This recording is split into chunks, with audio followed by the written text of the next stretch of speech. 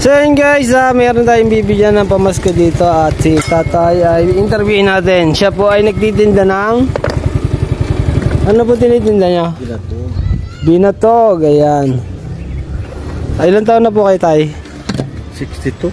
62, ilan po anak? 5. Oo, 5. Yung mga trabaho na po.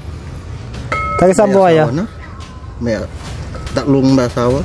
Taga saan po kayo tay? Sa Pangasinan? Hindi po, dito po kung saan po kayo natira. Diyan sa Malamig. Sa Malamig din po. Oh. Puro taga Malamig yung akin na bibigyan. Oh guys, meron tayong nakita dito. Taga Malamig po pa rin siya. Pero dito na po ako sa may Patria Village, sa may Wawa, naghahanap ng pagbibigyan. Pero wala, nahanap pa rin natin ay taga Malamig. So ayan guys, wait lang.